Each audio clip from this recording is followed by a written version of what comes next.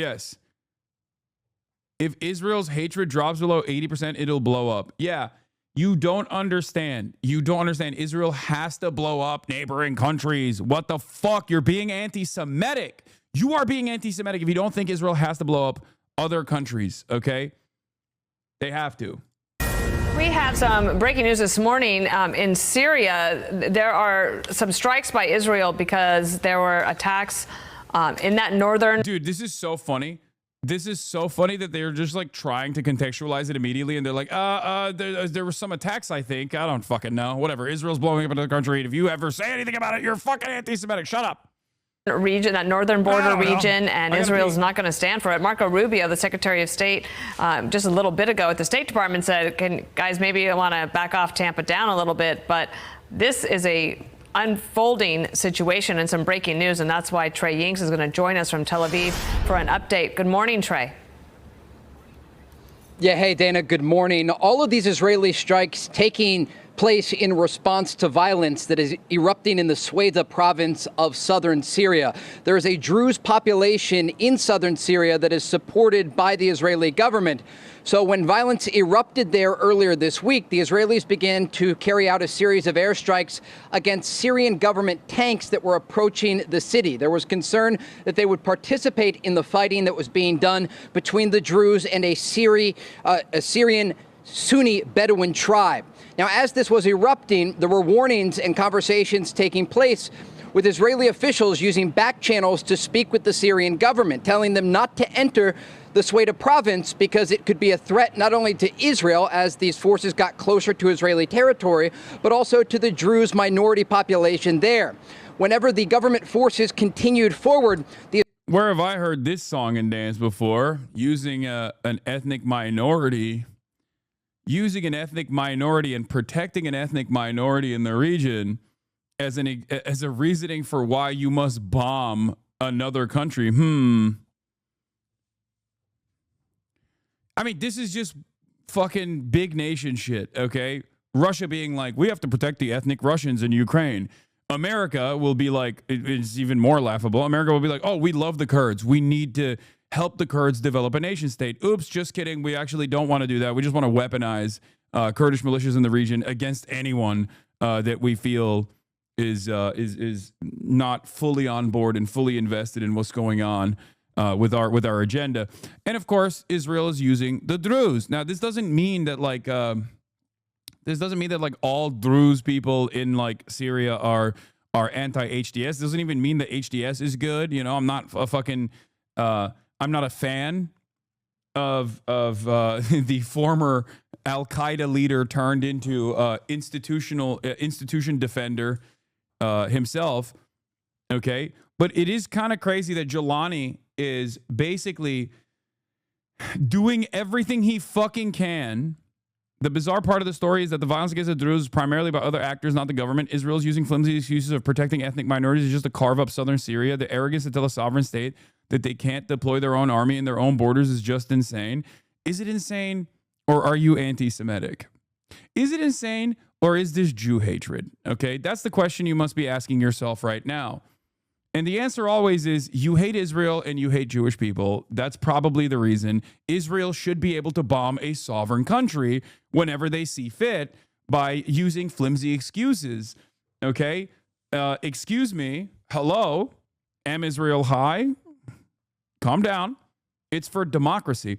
Now, this is an incredibly fucked up situation because, as I've explained over and over again, like Syria is currently being picked apart by two American allies. From the northern side, you have Turkey and Turkish control. Turkey is a major player in this. Turkey played a major role in overthrowing Assad, right?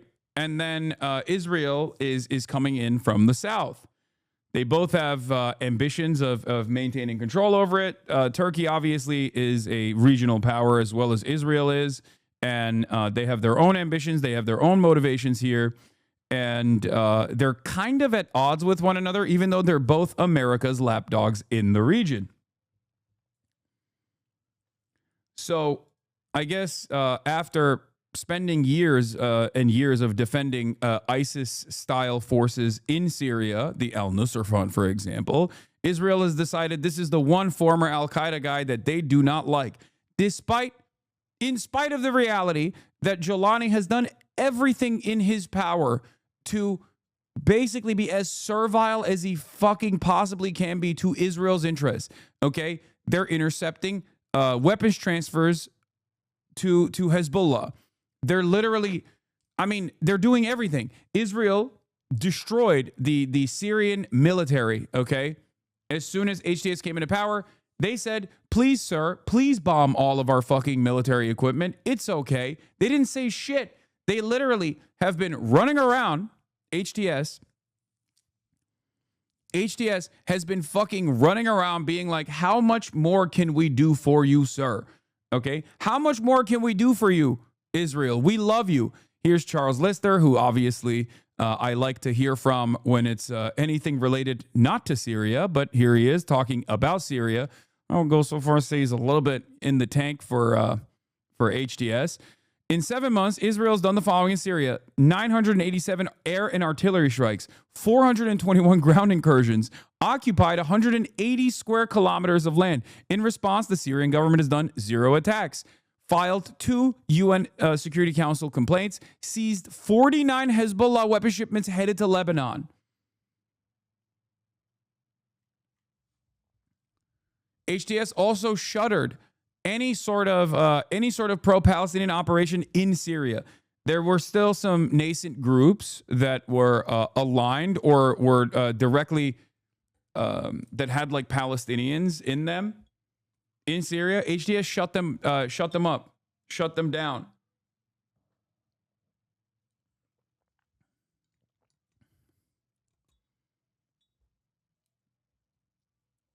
Most Druze leadership in the city are with HTS on this. Israel is arming the Syrian version of Abu Shabab al-Hajri, except he already has more influence, so it's more devastating to do separation and stuff, so Israel can do divide and conquer and unleash division.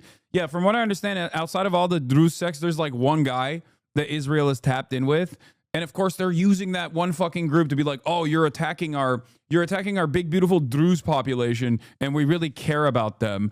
And that's why we have to bomb you. Druze leader Walid Jumblat, Israel is using some Druze figures to stir unrest in Syria under the guise of protecting Druze communities. Classic shit, classic divide and conquer shit. And it's crazy because like Jolani, also known as Zelensky, okay? He did everything. He shaved, he put the fatigues on, he put the suit and tie on. He was like, I am your most loyal servant, Western Empire. I will do everything for you. Like, can we please, I'll build a Trump Tower in Damascus. Like, fuck it. Whatever you want. Okay? He did literally everything. And Israel still is like, well, you do have land that we want.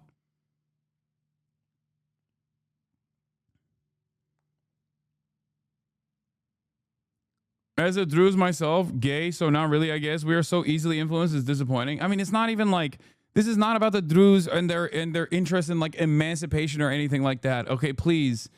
Like America's involvement with the Kurdish militias does not have like a real emancipatory goal. They just want to use the Kurds, and then they will literally write them off instantly and will tell the Turks to do whatever the fuck they want in Kurdish villages. Saying it's land that Israel wants is anti-Semitic. They have a right to it. Oh, fuck, you're right. It's greater Israel.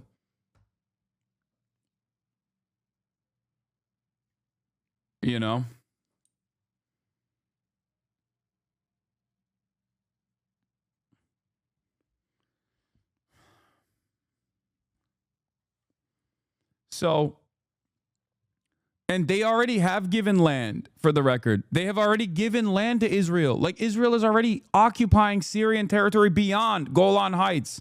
Ironically, where Zelensky is from. Houthi official on the idea of bombing of Damascus. We do not distribute baklava to gloat over those who gloated over our bombardment, for our compass is firmly set towards the true enemy of the nation, Israel. Toward it, we direct our missiles, to strike its depths and shatter its expansionist delusions.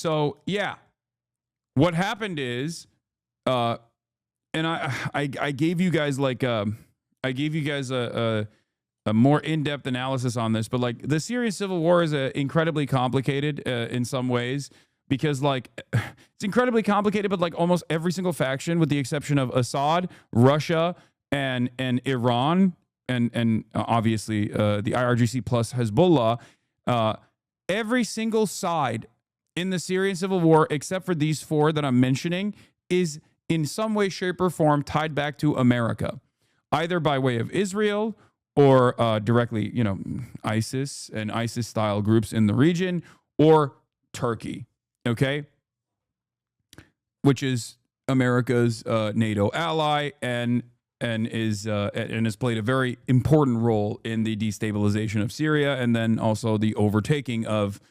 the thwarting of the Assad government. So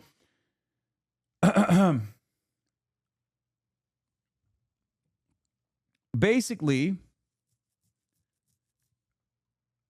Assad is also tied by way of Tulsi Gabbard. Okay, that's, I mean, I guess, kind of.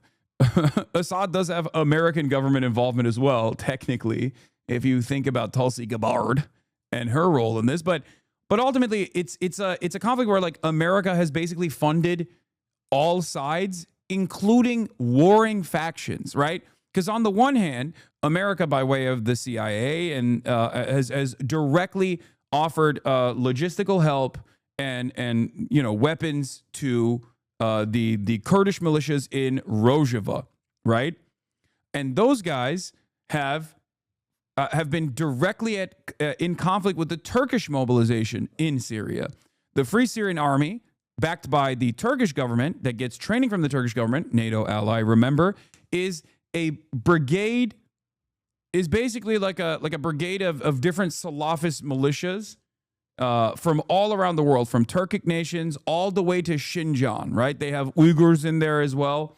If you ever see like a Chinese dude throwing up the Allahu Akbar, just know that that's like a Turkish-backed militia group. Some of them will then join ISIS as well. It's really interesting. But regardless, like you have an eclectic group of what you would consider like what Americans think are like jihadis that are under the banner of the Turkish mobilization in Syria.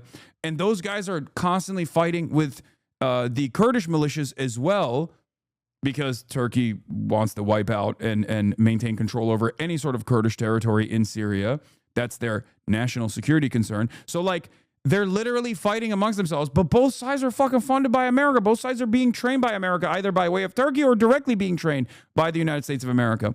So then you have that. And on the other hand, you have obviously ISIS, which is, this terror cell that seemingly never attacks Israel and only kills Muslims. Weirdly enough, okay? Don't know what that's about. I'm not going to point any fingers here. Has the American forces actually defended ISIS at times? Yes. Has Israel defended ISIS at times in Syria? Yes, they have. But they also fight ISIS all the time. Not Israel. Israel doesn't fight ISIS. They've apologized for killing ISIS soldiers on accident. But the American government will use the Kurdish militias to fight against ISIS in Syria. So then you have that. Okay.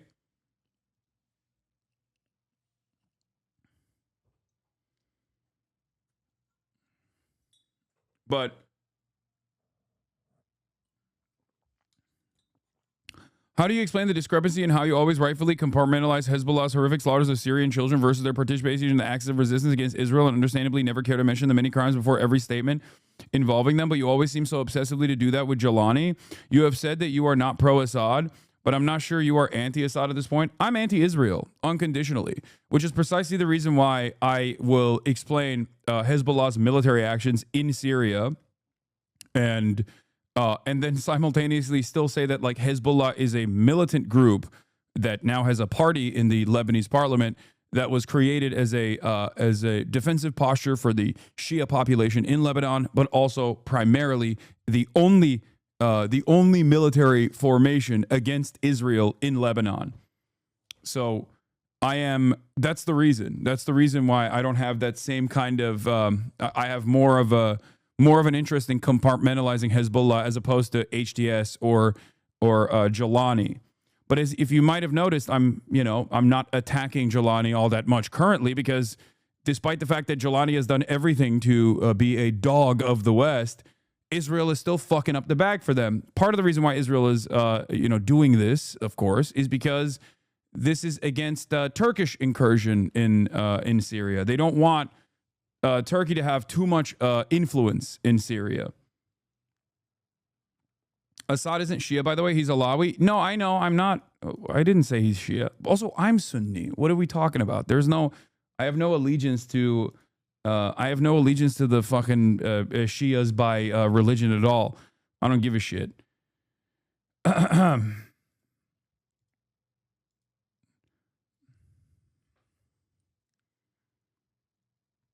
So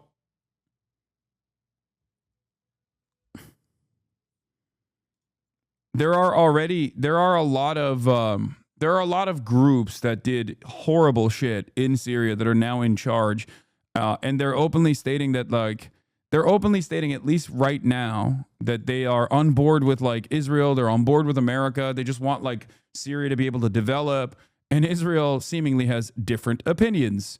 Israel seemingly does not think that is where this conflict should head. Israel has different ambitions here. In the past 24 hours, Israel's bombed scores of sites across Syria, reportedly including the Ministry of Defense, Army General Command, and the Presidential Palace. Now Israeli cabinet ministers are openly threatening to assassinate Syria's new leader, al-Shara. Ben-Gvir says Israel must eliminate Syria's Shara over violence against the Druze. Since Assad's downfall, Israel hasn't just been relentlessly bombing what's left of Syria's military and strategic infrastructure. It's been steadily seizing territory, using the chaos to advance its long-standing ambitions. Assad's successor, al-Shara, a former al-Qaeda and ISIS commander, rose to power through quiet coordination between Turkish, Gulf, and Western intelligence services. This is correct. Sina Tusi is right on this. He was repackaged from terrorist to politician with promises of economic backing and diplomatic legitimacy. And if you recall, when this happened, I told you I am not pro-Assad by any metric, okay? He was incredibly weak and incredibly cruel. Having said that, however, that people were desperate for change and they thought that this would bring that change that they wanted. I thought that this would lead to more instability. I thought that the American-backed forces here would probably have to play a role. Would probably reinstate the same ethnic tensions in Syria, and the sectarian violence would most likely continue. And if it doesn't continue, they would do their very best to try to further further fucking attack Syria. I do find it somewhat interesting that Israel never really did this while Assad was in power.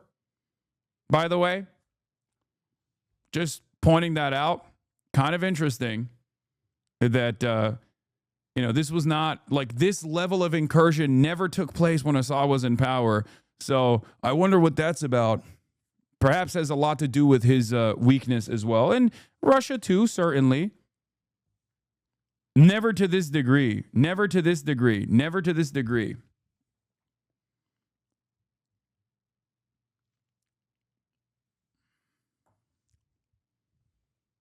They didn't want to mess with the line of Damascus, or maybe the line of Damascus by way of Russia had communiques with the Israeli state to a certain degree.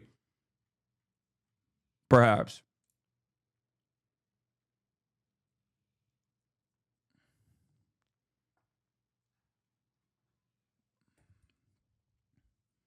Just saying.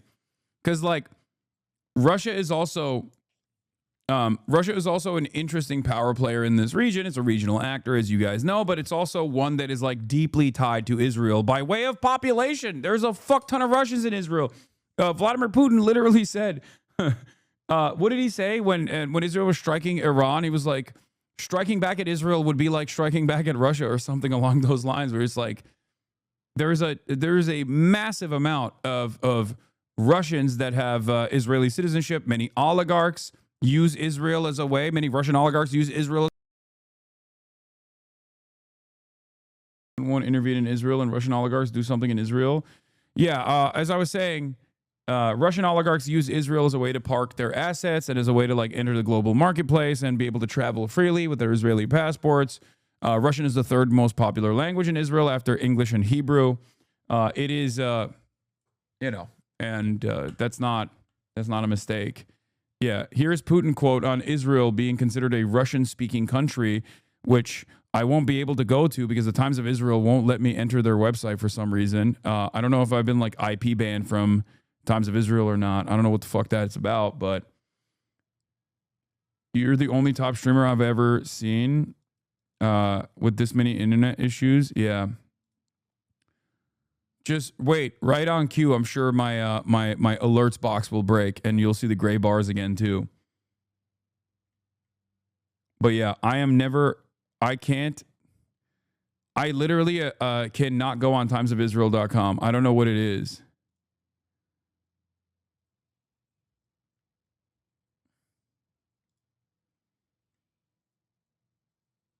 Trump might be about to announce the Gaza ceasefire. I doubt it. But in any case, yeah,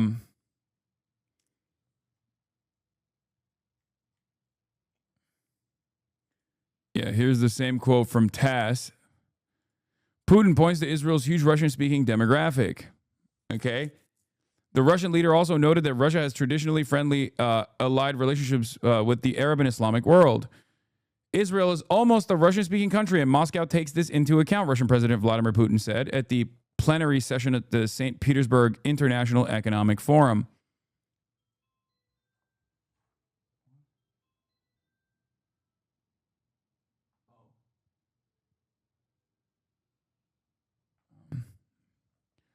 Kaya's groomer appointment is here as well.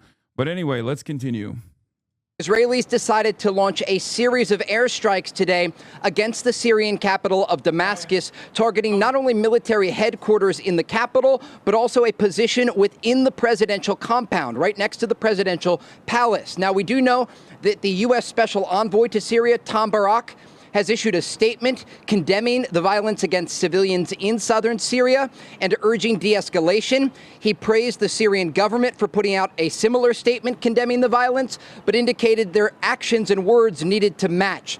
The key here is that the Israelis want the Syrian government to ensure that the situation de-escalates and that the Druze population is protected. At this point, based on the videos that have circulated online over the past 48 hours, the Druze population is not being protected, and that is the reason that you saw these Israeli strikes earlier today. But again, the latest information that we have, the Israeli Air Force has conducted a series of airstrikes against positions in the Syrian capital of Damascus, targeting government-linked positions there. All right, Dana. Trey Yingst, thank you for that breaking news development. We'll keep everyone posted. I'm Steve Doocy. I'm Brian Kilmeade. And I'm Ainsley Earhart. And click here to subscribe to the Fox News YouTube page to catch. Yeah, it's spa day for Kaya right now.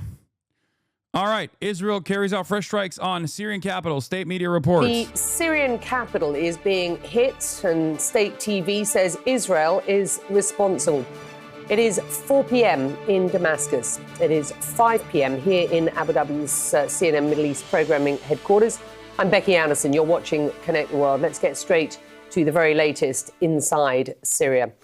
And the capital, Damascus, being hit by a series of airstrikes. State media blaming Israel, and the Israeli defense minister shared video of the attack saying, quote, "The painful blows have begun."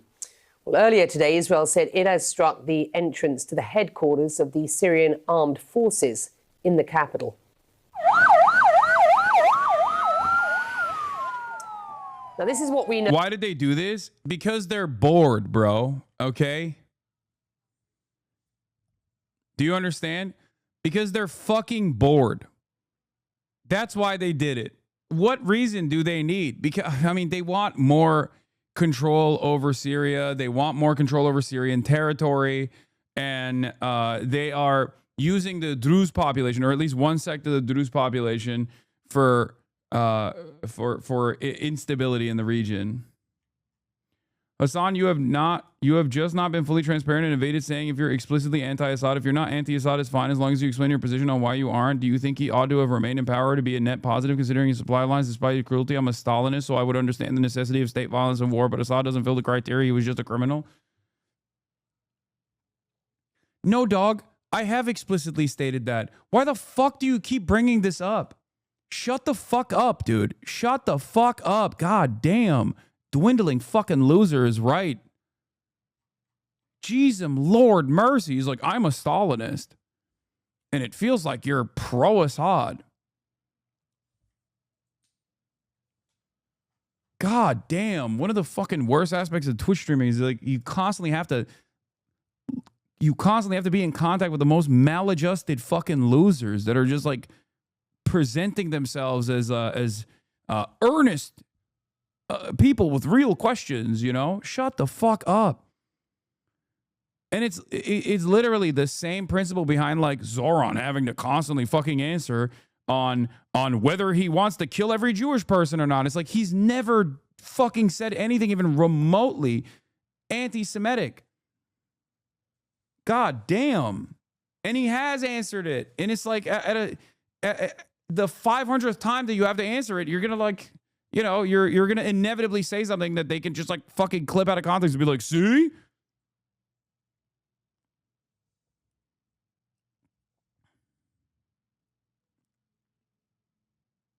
So, on Tuesday, Syrian government forces were sent to the Druze stronghold of Suwaida in the south of... Yeah, it's like how I always have to preface invasion of Ukraine with unjustifiable. I know. And it doesn't matter. These people still are so dense that they think I'm like pro-Russia invading Ukraine.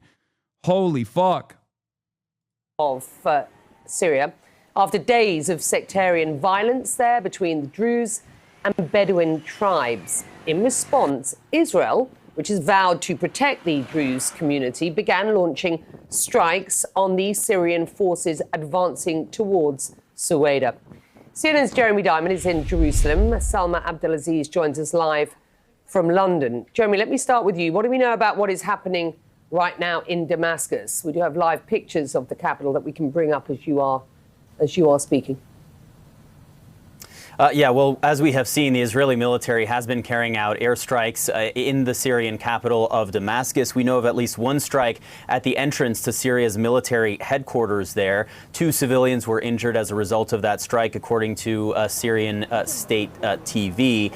We have also seen several other strikes in Damascus, some of which we are still working to confirm the exact location of them. But there have been reports of strikes near the defense ministry as well as near the presidential palace. But what we are watching here on the Israeli side of the border is really quite stunning, Becky, and that is that we are seeing Druze individuals in... Yeah, also, this is the other reason. Reminder, Israel sees any intra-Syrian reconciliation and unity agreements between the government and Druze or Kurds as a severe blow to Israel. Israel wants Syria to be intractably divided, failed state. Israel is only weaponizing the issue of Syrian minorities to achieve this aim. Also, it's you know, the timing of it is because there's Benjamin Netanyahu's coalition is like dwindling, and on top of that, they keep pushing back his fucking trial. So like all of that unites under this banner where Israel will consistently bomb another fucking country to be like, well, we're in war. You can't put me. You can't. I'm a wartime president. You can't do a trial for me. How dare you? Source, the articles from last March when the Syrian government signed an agreement with Druze leaders in As-Suwaida. Israel immediately declared this a severe blow to Israel and did everything possible to blow up the deal and undermine Syrian unity. There's also another concern here because like Syria is basically piecemeal, partially controlled by Israeli interests, partially controlled by Turkish interests. And of course, both of those are under the banner of American interests. And therefore, this is 2 different factions that want more control over Syria. Israel saying like, no, it's our country. And Turkey saying, no, it's our country. We get to control it. It's America's 2 different attack dogs in the region, having a little bit of a conflict over Syrian territory, which is no longer a sovereign state. Okay.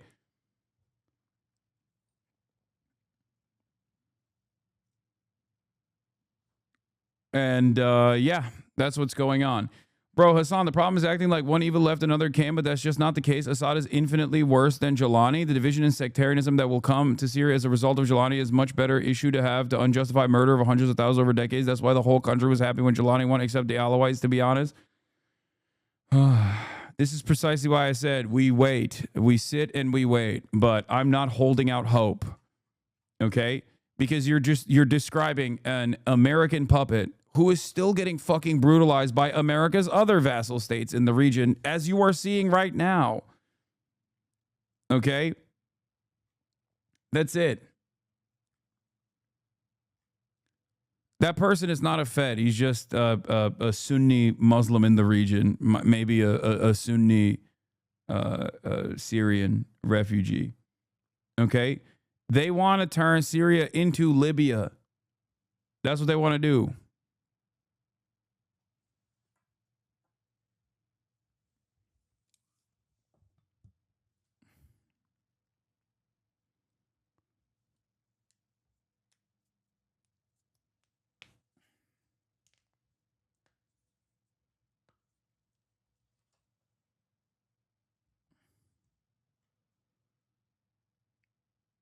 Don't compare us with Israel. What the fuck is wrong with you? What do you mean? Us as in like the United States of America with Israel? We are Israel. Israel is us. Israel is an extension of American interest in the region. What the fuck are you talking about?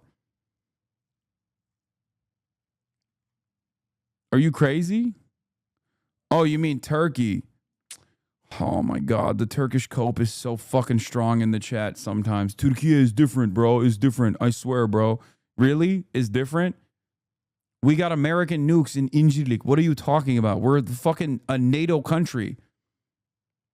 Get the fuck out of here. We're not as like slammed in the ass cheeks of America as Israel is. You know, Erdogan does stray away from American interests, at least for a short period of time, but that offers it protective cover to make side deals with like Russia and China from time to time. But those side deals only offer comfort to Russia. And then look what Erdogan did in Syria. Abi Ekşi Sözlük'te İsrail'i savunuyorlar, İslamistlerle savaşıyorlar diye. Ama manyak hepsi. Bırak Allah'ına. Al birini vur ötekini amına koyayım.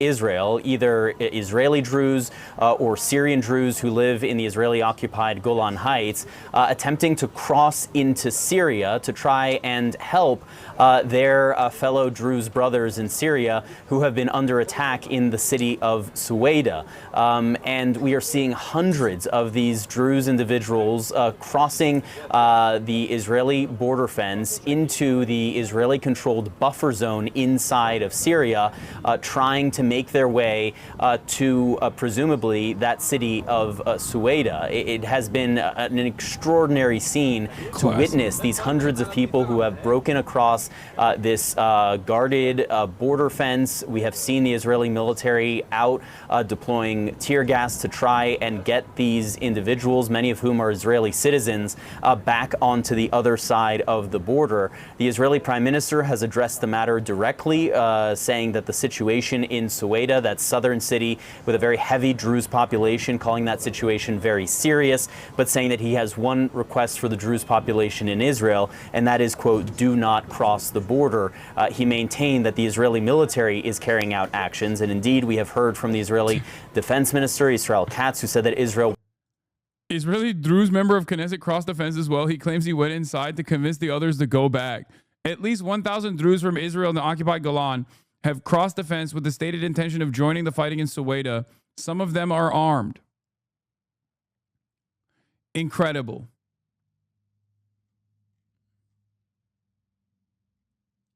Is this a rare situation where the Druze actually like Israel? Some are being used. Okay. They're all being used. Every single person here that is like, Minister of Knesset Afif Abed from Likud, who crossed the border into Syria in a conversation with Khan News, we entered without security and our own initiative to rescue the Israeli Druze and protect their lives.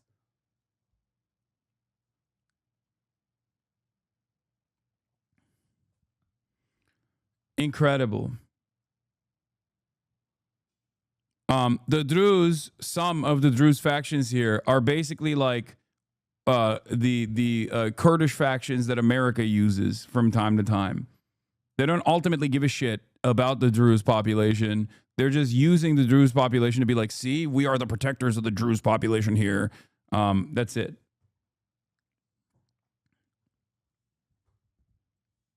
The Druze population is a ethnic minority that is in occupied Israeli territory and also in Syria as well.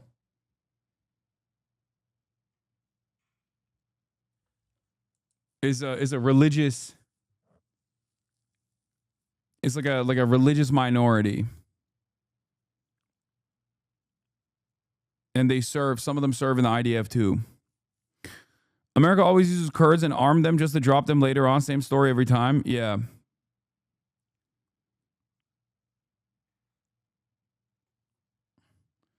And it's like they're still second-class citizens because they're not Jewish, but it doesn't matter.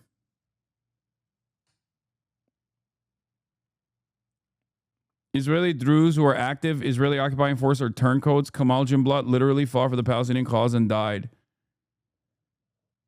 Important to note that they want to support the Israeli-backed drug gangs of the Druze warlord Hikamet al-Hijri, who, mind you, has barely any public support. They want to help their Druze brothers. Many literally have families there. They're not crossing for any warlord. At least 1,000 Druze from Israel and the occupied Golan have crossed the fence with the stated intention of joining the fight against Suwaida. Some of them are armed.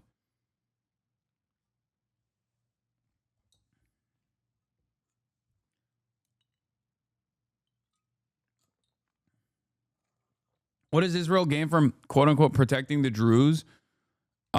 They make it seem as though they have real ambitions, like a moral goal in further destabilizing Syria.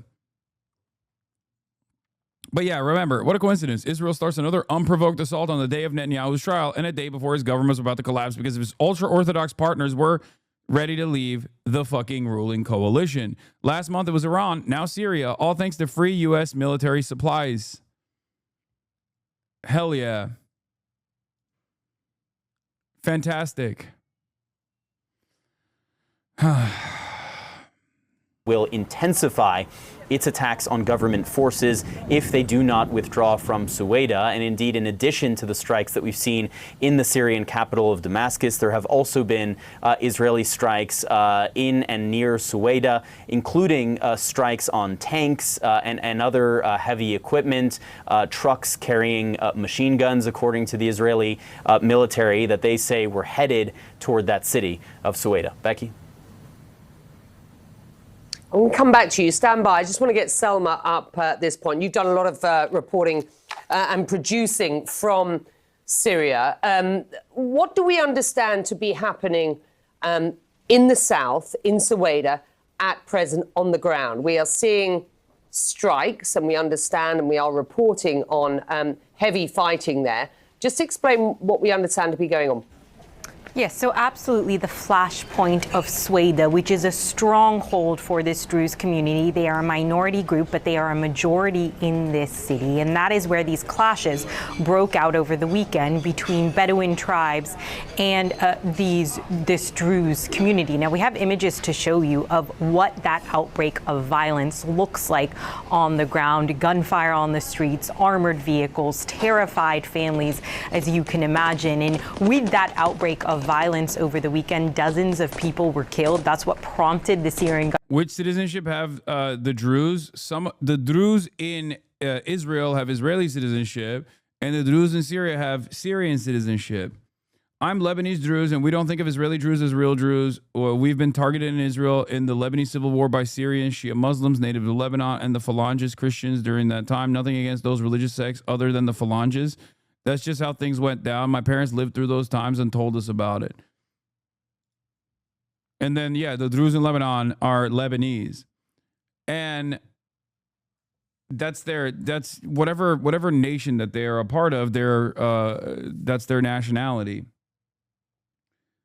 It's interesting though, because the Golani Druze have rejected the Israeli citizenship, or at least a big chunk of the Druze, Syrian Druze population that's living in Golan Heights, that is occupied Israeli territory that Donald Trump in his first term officially recognized the annexation of, in direct a violation of international law. The Druze there, some of which actually died in the Hezbollah strikes, if you remember, because Israel loves using them as like a talking point. The Druze there are anti-Israel, but there are plenty of Druze that live in Israel proper that are super pro-Israel and fight in the Israeli occupying forces.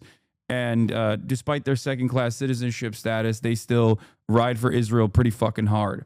I don't know the exact the exact background of the Israeli Druze that like crossed the border here into occupied Syrian, into the Syrian territory that's currently occupied by Israel. But it's a weird set of circumstances, because like there's still nascent factions within the Syrian state that are Salafist brigades and they're still in operation, and they do get riled up and engage in sectarian violence against different factions. Like the Alawites got slaughtered pretty aggressively in the interim period when HTS was trying to put together some kind of coalition to build like whatever the skeleton would look like for a Syrian state. And then and now is the Druze population, because there's many different ethnic and religious minorities that live in Syria, just like in Lebanon. This is all the grand design of British and French colonial occupation. It is deliberate. The way that these country lines, national territories have been drawn is deliberately incredibly diverse.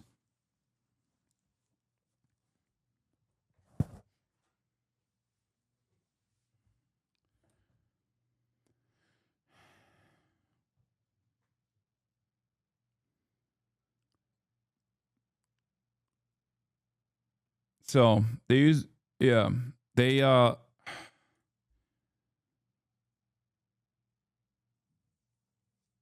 I guess the American government is mad, kind of. I don't know how really mad they are, but on Syria. Yes. What is it that the U.S. is hoping to see in the next few hours? Well, the U.S. is calling on the Syrian government to, in fact, withdraw their military from southern Syria in order to enable all sides to de-escalate and find a path forward. The State Department spokesperson refused to say whether the U.S. has asked Israel to halt the strikes. certainly an end to the conflict, an end to... Bro, like, being in the vicinity of Israel is like being stuck in a room with like a fucking serial rapist with a gun. You have nothing. The serial rapist has a gun. They're going to do whatever the fuck it wants to, every single person in the region, and there's nothing you can do. And if you ever like strike back, if you ever say that you don't want this, then America comes in, okay, and says, no, they get to do whatever the fuck they want to you. Shut the fuck up. Stand down. It is crazy. It's crazy. Israel's like, oh, we have a greater ambition for our greater Israeli project, and some of that is Syrian territory. And then they just like blow up Damascus. And then America turns around and says, hey, they're doing the right thing by blowing up Damascus. You should shut the fuck up. The nature of the violence that is happening, an Israeli withdrawal, a Syrian government withdrawal from the area as well. And has the U.S. asked Israel to halt strikes on Syria? I cannot speak to specific conversations or the exchanges diplomatically, but I can say that, let me see, there's a few things that might give us a sense here of what's happening. We are calling on the Syrian government to, in fact, withdraw their military in order to enable all sides to de-escalate and find a path forward. And I think that that's obviously the goal, because of the nature of what's happened and the Secretary's phrasing that this was a misunderstanding. he's optimistic that this can be achieved. So you said Sina, let's do more of the. Assad's successor al-Sharaa, former al-Qaeda and ISIS commander, rose to power through quiet coordination between Turkish Gulf and Western intelligence services. This is true. He was repackaged from terrorist to politician with promises of economic backing and diplomatic legitimacy. He was literally presented as like a part of the Gulf, the Abraham Accords.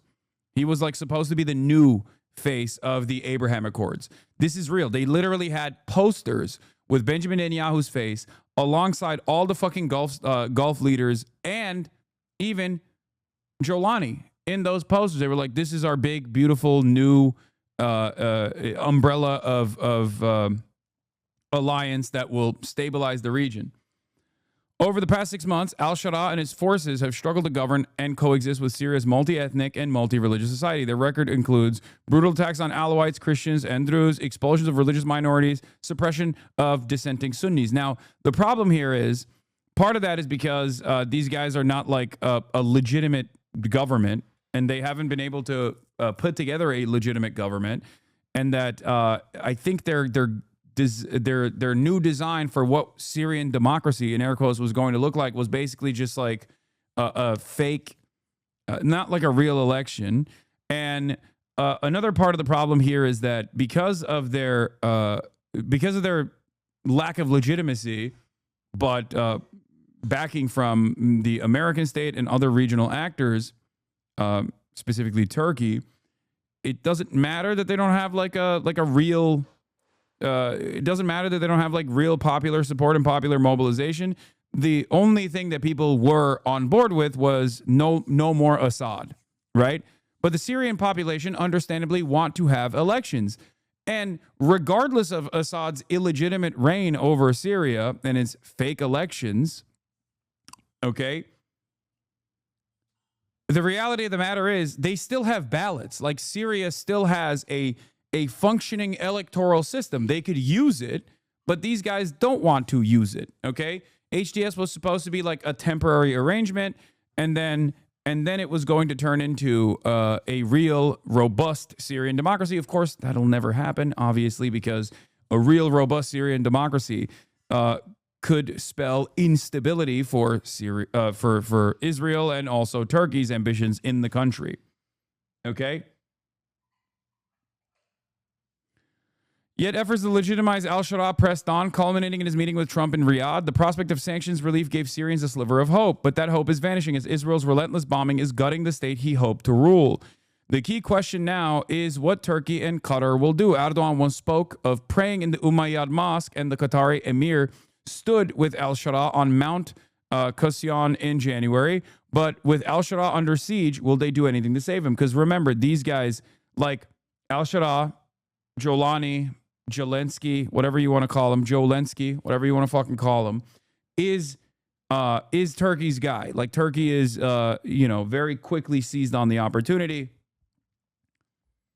Turkey has a shit ton of Sunni Syrians inside of its borders, and there is already like internal pressure from the Turkish public to send back the Syrians to Syria. Many of the Syrians also want to go back to Syria, understandably.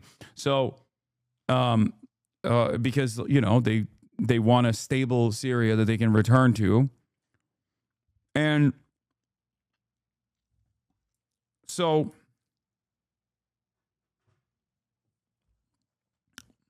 that seemingly is not in the cards for Israel. After Assad's fall, Turkey's foreign minister called it a lesson for Iran. Now al-Sharaa, backed by Ankara, may not last a year, while Assad, with Iranian and Russian support, brutally held on for 14 years after the uprising. Okay. I believe that this is Hakan Fidan, Turkey's foreign minister. I believe that Turkey, Saudi Arabia, and the United Arab Emirates, Egypt, Qatar, Egypt, and Jordan can come together and take very serious steps to solve critical problems in the region. We've started to do so with a meeting in Aqaba. The important thing here is that the states are sincere. The strategic takeaways now, one surely weighing in on the minds of many regional leaders and longtime U.S. allies, is this: the consequences of trusting Israel in the U.S. can be disastrous. Syria is fast becoming a cautionary tale in that regard. You have to remember, like, they need to... They want Americans in Israel don't care about stability, safety, and security for the civilian populations in any of these countries. As a matter of fact, it goes against their ambition in the region. Turkey, to a certain degree, at least I would say, Turkey, to a certain degree, cares about stability as far as they can manipulate the existing Syrian leadership, where they would rather have their guy in charge.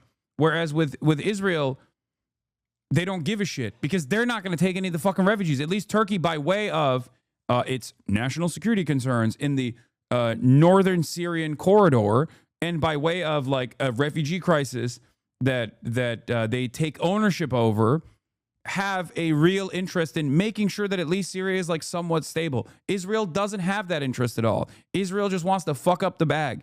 Whether they have a puppet state, which they kind of have with Jelani already by way of America, because Jelani is America's guy and Turkey's guy, or they have complete destabilization, doesn't matter. They will blow shit up and they will take over more territory. And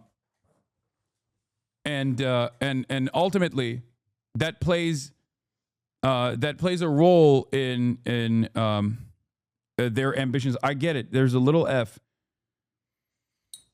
Just 3 days ago, Syria signs an $800 million Tartus port deal with UAE firm DP World for a 30-year contract, the same governmental company that's waging genocide in Sudan, to protect their assets in the Sudan port.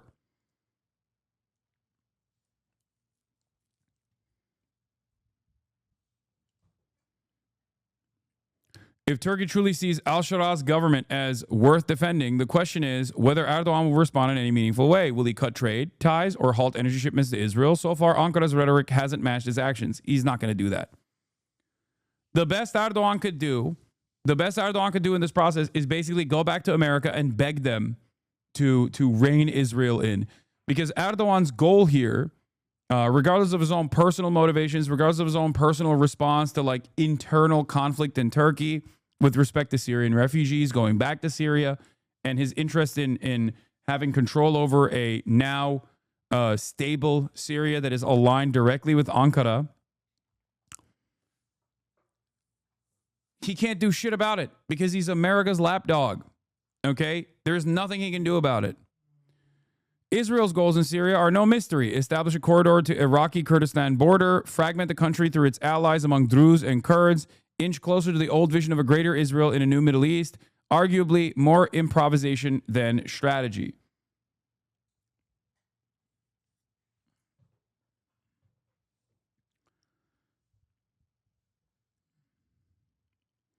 Every outlet is framing this as Israel trying to prevent a genocide of the Druze. It's insane. Of course they're doing that because that's what Israel's claim is. And that's precisely the reason why every American outlet is going to cover it as such. Okay?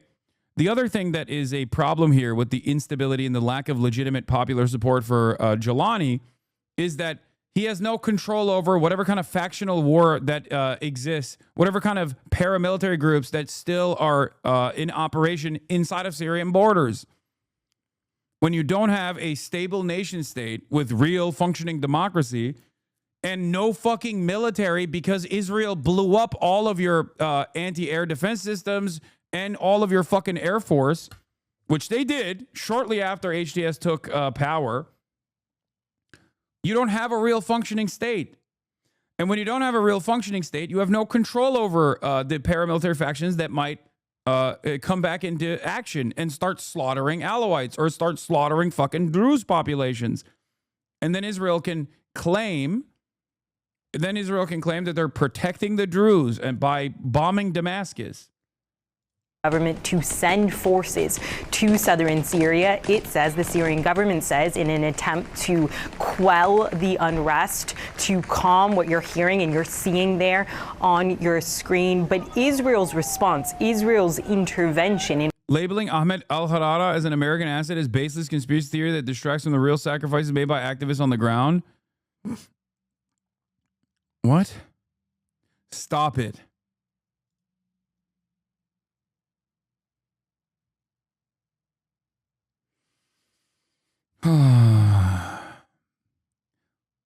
You're right, man. He is a reformist.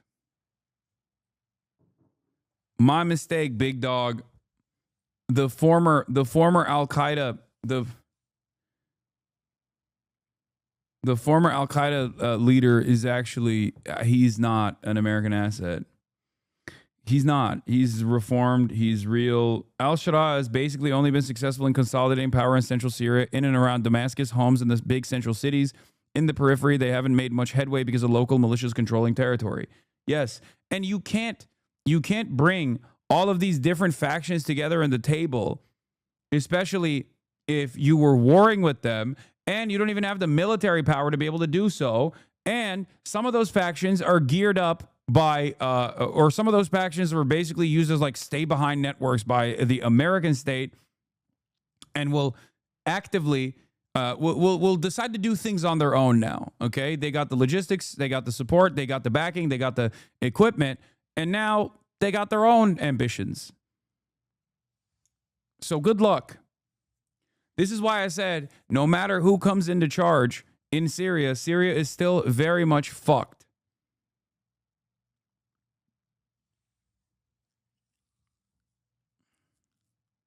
This does not mean that Assad was good or like a fucking hero to the Palestinian cause. I think Assad's cruelty and even his reliance on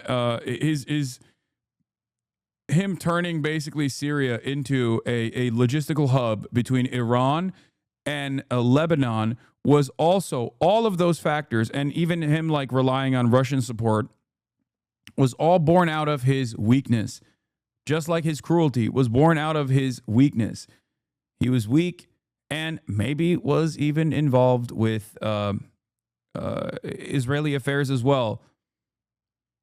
So the shred of stability that incredibly cruel regime presented, as opposed to the instability of this current administration,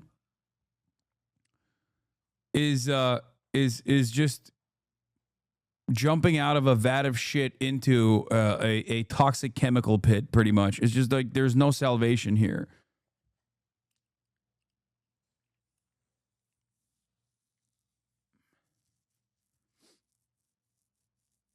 What is a domestic affair has, of course, poured fuel on this fire. The Syrian government's push to try to assuage the clashes in that area as part of a wider effort, Becky, of course, to try to end second. There's also this as well. No shot the fighters for HTS Syrian military are okay with being Israel's dog and getting bombed constantly. Jelani will be overthrown just like Assad. There's also that as well. Because, like, the reality of the matter is, the more Israel gets to do some fuck shit, okay, the less stable Jelani's already unstable coalition is. His limited coalition falls apart when people go, dude, what the fuck? You were supposed to put a suit and tie on and take away our sanctions so we could like rebuild the country and then maybe sometime in the future have an attempt towards democracy. Okay? Like, there's a lot of there was a lot of copium from a lot of people, even in my chat, even in my community. Understandable copium. Some hopium from people that thought like, oh no, you don't understand. Like, the reason why Jelani has to say he's like pro-Israel is because, he doesn't want to be bombed. It's like, okay, well, Israel hasn't stopped bombing Syria. So what the fuck does that mean? Like, it's understandable that people in these dire situations that have seen like, that have been displaced, that have seen their family members get slaughtered or family members get like tortured in a fucking prison, would think like, okay, this time it'll be different, I hope. Maybe good things are possible. That's why I said we can only wait to see what happens. But all of this wheeling and dealing from Al-Sharaa or Jelani, whatever you want to call him, has not led to Israel standing down and allowing them to like try to even form a fucking government. Because that is not in the cards. Israel doesn't want that. Israel likes it being incredibly fucking unstable. Sectarian violence in the country. That looks very much like a situation that the country does not have a grasp on, and it makes it ever more difficult for government forces to reestablish control in an area when Israeli forces say they have no right to be there. Israel has declared a unilateral demilitarized zone in this part of Syria, something the Syrian government says it does not agree to. It is calling on Israel to stop. It is accusing Israel of violating its sovereignty. So you have a tinderbox here, Becky, with foreign intervention from Israel very much exacerbating that situation on the ground. And you heard from my colleague Jeremy as well, more individuals as well potentially going into Syria and adding to that chaos. Yeah, and I want to be absolutely clear, Jeremy, I'm going to bring you back in, that we are getting reports of barbaric. Real strong guy. Had a big bounty on you the other day. Big bounty. No longer do I have a bounty on you. Handsome guy, big beard. He's like Zelensky, but also tall and handsome. He's like my Zelensky. The Syrian government has two modes that it can never deviate from: massacring minorities and capitulating to Israel. This is a constant cycle that can only lead towards the collapse of the state. Attacks on the civilian population in Sueda, and we will get more reporting on that as we move through the next couple of hours. Let's just be quite clear about this. Why are the Israelis...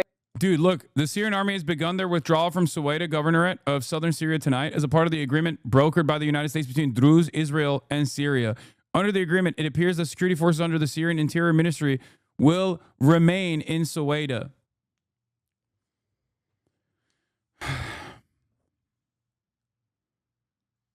But not the Syrian army. They're pulling back the Syrian army. Once again, the HTS forces are or the current Syrian military under the leadership of Jalani is once again capitulating to Israel, which, as we know,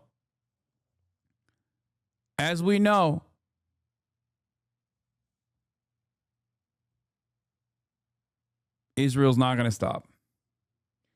Israel has never stopped until it is forced to. Israelis getting involved, and why have they vowed to protect the Druze community? Well, the Israeli Foreign Minister Gideon Sa'ar kind of laid it out this morning, saying that there are two primary reasons for Israel intervening in Syria. The first of which, he said, is that Israel is trying to protect itself, that it does not want to allow certain armed elements along its border in that southern part of Syria. So there is a national security interest, they say. The second element, though, which seems to be the most salient one at this moment, is that they say that they have an interest in protecting. Excuse me, Israel has a right to defend itself by taking over more territory in a sovereign state, Syria. Excuse me. Hello? What do you mean? What, did you think that anything different was going to take place? This is, in my opinion, remember when I told you that it's Israel that's holding the wheel now? Like, Israel is playing a much more important role in the grand design for American imperialism in the region.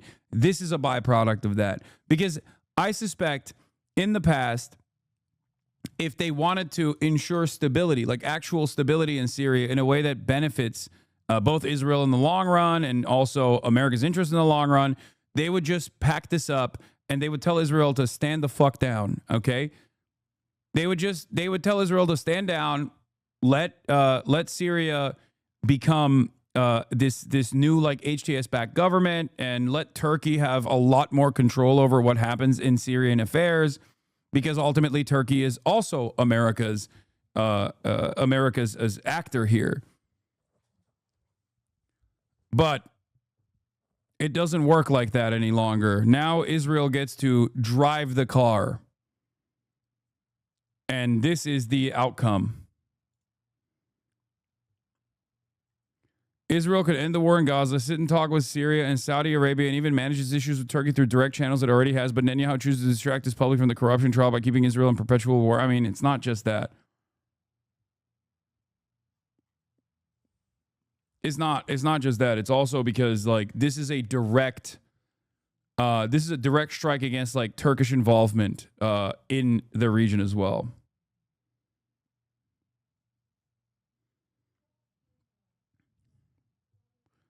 Yeah, Ragıp Soylu, no, I mean, all disrespect, I guess, is a little bit of a Erdogan lackey. Let's be real.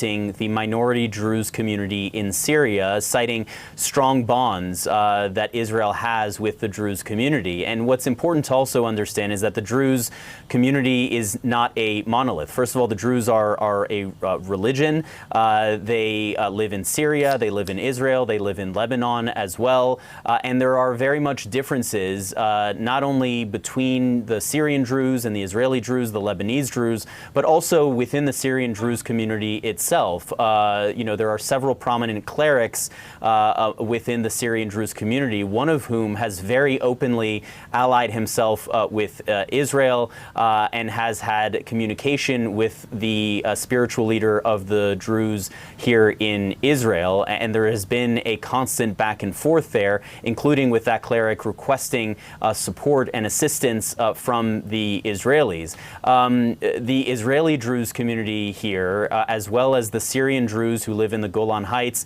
some of whom have Israeli citizenship, but most of whom do not. They have, of course, a very, very strong affinity with the Syrian Druze community in Syria proper, and have felt extraordinarily concerned over the course of the last several months as they have witnessed attacks being carried out on that Druze community, especially in this city of Sueda. We have seen Israeli Druze members of the military protesting at the border, saying that they want to go there and fight to defend their Syrian Druze brothers. The Israeli government, of course, carrying out these strikes, but also urging those Druze individuals in Israel not to cross the border, not to take matters into their own hands. But given some of the images that have been circulating here in Israeli media of some of the attacks that have been carried out on the Druze in Sueda, as you can see, many individuals are feeling compelled to act on their own. And that is why we are seeing these scenes now of hundreds of people crossing into this buffer zone in Syria, which Israel controls, and trying ultimately to get all the way into Syria and to that city of Sueda. People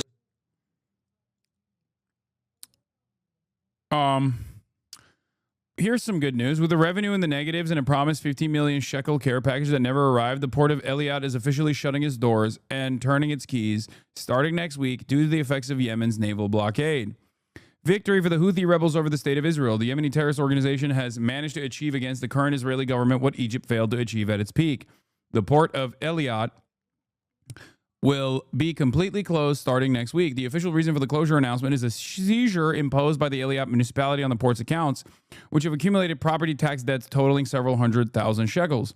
This is after its revenues, which stood at hundreds of millions of shekels a year, have dropped to almost zero since the Houthi rebels began attacking global shipping, especially that en route to Israel shortly after October 7, 2023. Excuse me when I say I stand 10 toes down in this regard. Economic pressure is clearly the most pacifist option here. Okay?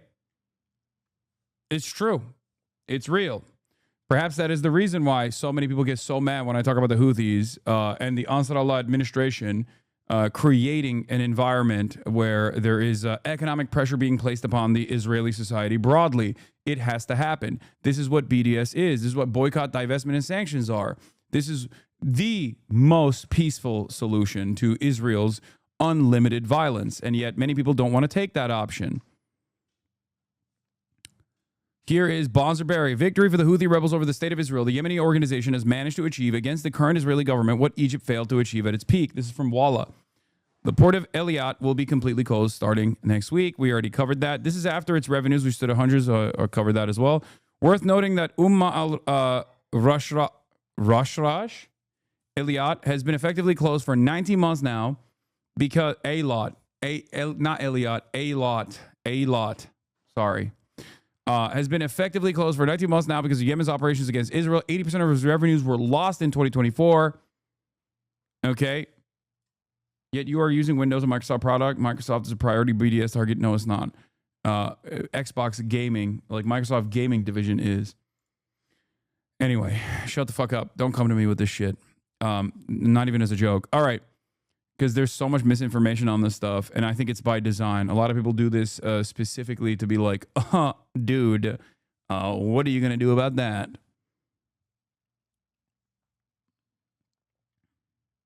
I can't stand the Houthis, but they're doing the right thing here. Everyone has the responsibility to do what they can to stop this, and they're using their strategic position to do right here. Critical support on this specifically.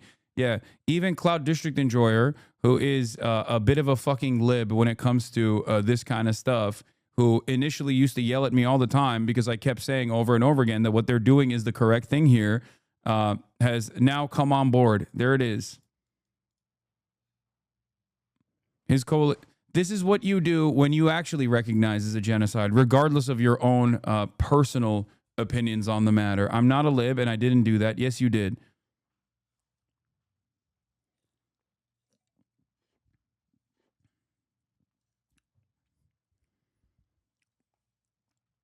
We can literally see your old statements in the chat. But it's okay because you at least you do recognize that it's a genocide. Everyone that says it's a genocide, but what the Houthis are doing is wrong, does not actually recognize it's a fucking genocide. Because if they did, they would be like, yeah, of course, critical support to the Houthis for blockading the Red Sea. Of course. What do you mean? What the fuck are people supposed to do?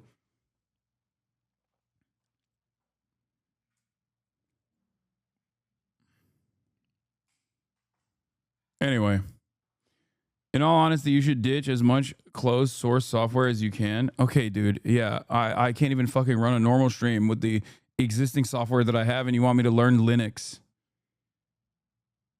Get out of here.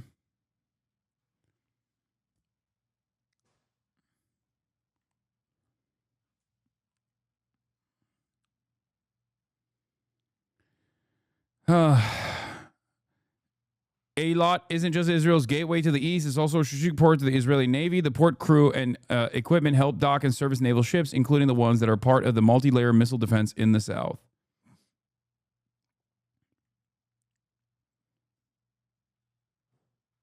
Anyway.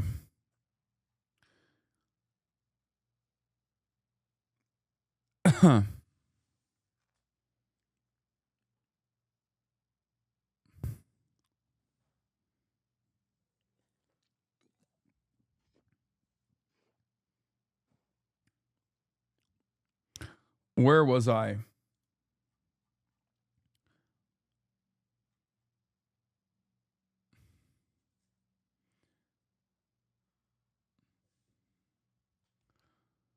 Where was I?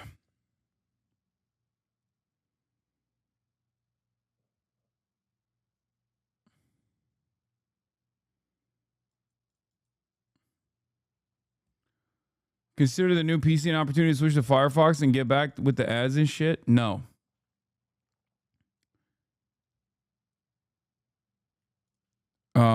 Oh, here. This is footage, by the way. Can't wait for some Israeli to send me 7 pages worth of text explaining how this was justified and not a war crime due to minor technicalities in the Geneva Convention because undefined border. Even you got like pro-Ukraine accounts shitting on Israel now. وزير الدفاع الاحتلال الإسرائيلي إسرائيل كاتس إن الجيش سيواصل مهاجمة قوات.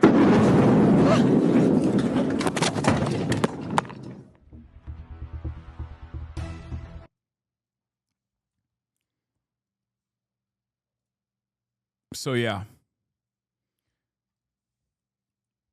great situation overall. What is this? HD Hussein Doro. Oh, this guy is the guy who was sanctioned by the EU and is like now officially stateless, which is crazy. Thread, what's happening in Syria and how it's part of West's redesign for the entire Middle East? A new Syrian civil war is breaking out. This time it's not fueled by a proxy war between U.S. and Russia. The U.S. is now backing all sides. Syria's self-appointed transitional government led by Jalani/al-Shara, backed by the United States, Turkey, Saudi Arabia, UAE, Under the pretext of protecting the Druze and Qatar, under the pretext of protecting the Druze, Israel always moves with American approval. So America is de facto also on this side. Could longtime U.S. allies, the Kurds, enter the fray? Until now, the U.S. has allowed al-Shaddad's sectarian pogroms against the Alawites and Christians, even rewarding him by lifting sanctions and removing his terrorism designation. Alman Türk, evet. Hüseyin Doğru. He's a German Turk who is now, I think, like, he's in like this unique, impossible situation where like he's completely sanctioned by the EU. Now that Russia is out of Syria, minorities are desperately looking for a new powerful ally to help them. Today, it's the Druze under siege by al-Shaddad's thugs, and they have nowhere to turn but towards Israel. Israel, in turn, seeks further settler colonialist expansionism along its Syria border. I don't know if it's like directionally violence that the Druze are subjected to by al-Shaddad or Jalani's like brigades themselves, or that Jalani simply does not have any control over a lot of these paramilitaries because he's just like effectively a puppet for Western interests and has no real popular support.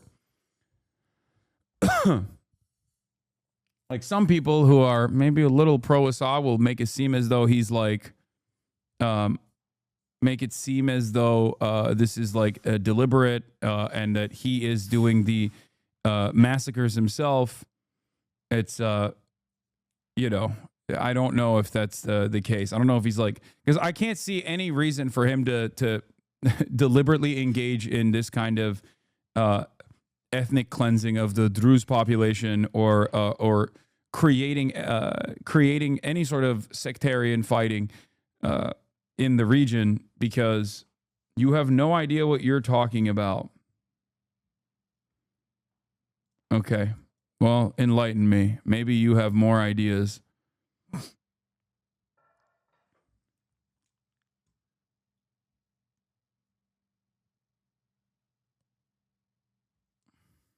Here, Israel is right. No. Israel's never right. Israel is always wrong.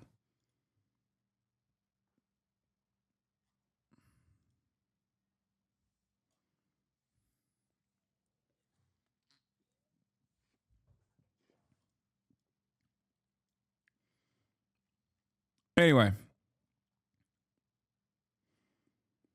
But an overt Israeli presence across Syria isn't feasible. And while al-Shaddad was the easiest way to end Assad plus Russia plus the resistance axis presence, he is full of limitations for the U.S. Powerful elements within al-Shaddad's ranks are unpredictable and hostile to the West. Al-Shaddad's regime also lacks popular support across Syria, while neighboring countries like Lebanon and Iraq are wary. This is where the Kurds come in. The Kurds are the biggest armed non-state army in the region, spread across 4 countries where the U.S. has vital interests, Syria, Iran, Iraq, and Turkey. They have more than 10 years of nonstop war experience, including fighting side by side with U.S. forces. But most importantly, for the U.S., the Kurds are pro-Western, and while sometimes critical, crucially, they are not hostile to Israel. In the wake of Assad's overthrow, analysts talked of a David corridor linking Israeli-controlled Golan Heights to Kurdish territory in Syria's north. Today, and this is something that Turkey does not want, okay? This is something that Turkey does not want. Turkey wants to control all of the Kurdish militias in the region, okay? And does not want them to be under any sort of American control. And as a NATO ally, if the interest was like permanent stability, they would probably allow Turkey to do that.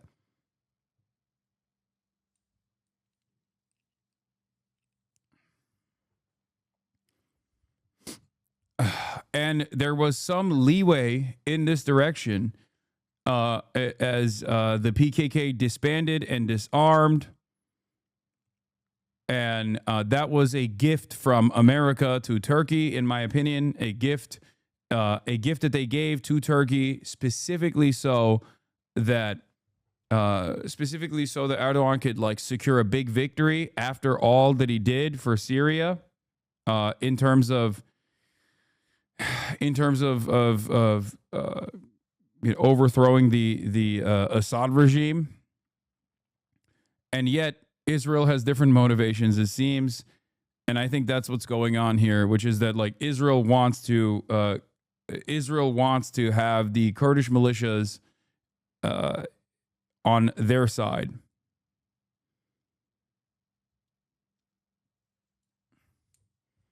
Considering that the Turks in the past, like the Turkish militias, Turkish military in the past, has literally fought America because of the Kurdish emancipatory movement broadly and their militia movements in the region broadly, I suspect that they're not going to sit idly by and quietly and allow Israel to control Kurdish militias and use them in whatever way they see fit, especially when this connective land bridge would basically be in the border region of southern Turkey, the northern Syrian corridor.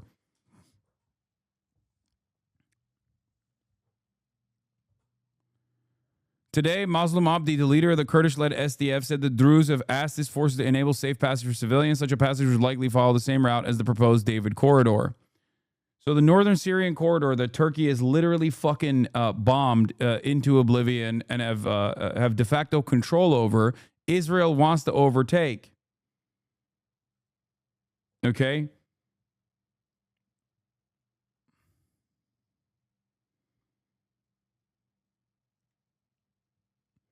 One possible scenario is that the U.S. welcomed the sectarian pogroms by al-Shara's force against minorities like the Alawites controlled chaos. Now both Alawites and the Druze, who were previously ambivalent at best towards the Kurds, can call on them for protection.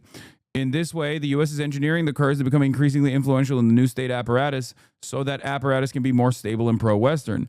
In turn, this would enable a stable corridor connecting Syria to Kurdish territories in Iraq and Iran, thereby positioning the U.S. squarely at Iran's door, the final destination where it seeks regime change to secure total regional hegemony. Except that corridor also presents a threat for Turkey. Okay? Because Turkey doesn't fuck with Iran. Turkey hates Iran. Let's be real. Ironically enough, what Israel is trying to do is basically a reverse Iran situation where Iran had a logistical corridor in Syria that connected Iran to Lebanon so they could arm Hezbollah. Israel wants to do the reversal and use the Kurdish militias in an effort to connect all of the existing Kurdish militias as a vehicle to further cause instability in Iran. Because remember, while the shit was popping off in Iran, I talked about how while America was striking Iran and things were popping off in Iran, the one group to look out for, as I always said, was the Kurdish movement, the Kurdish nationalist forces in Iran. Dude, what are you talking about? Did you do your own research? What? Yes. What are you? Why do people come in here and they go, dude, I don't understand what you're saying. You're actually wrong. And then they never actually fucking end up telling me what the problem is.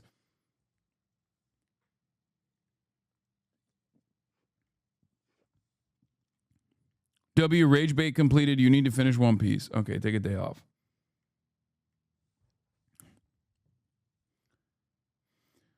The reason why it's frustrating for me is because, like, I might get something wrong. I might actually misspeak, for example, and I don't want to do that. So if there's like someone who is coming to the table with different information, I welcome that. So whenever someone comes in and is like, you're actually wrong on this, I'm like, okay, explain why. And it's frustrating.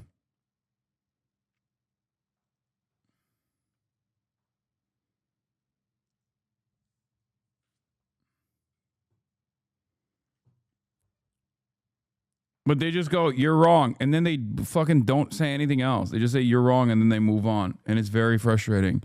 Finally, in this scenario, the unprecedented decision by the PKK to lay down their arms against Turkey serves an important purpose. The U.S. needs to calm on the Turkish-Kurdish front so that the Kurdish forces can be redirected towards Iran.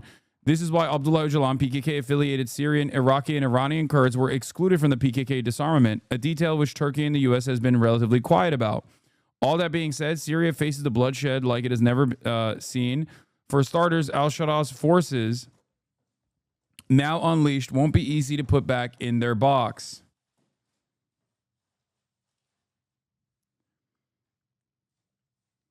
History shows that the West plans are rarely well laid and often backfire in all sorts of bloody and unexpected ways.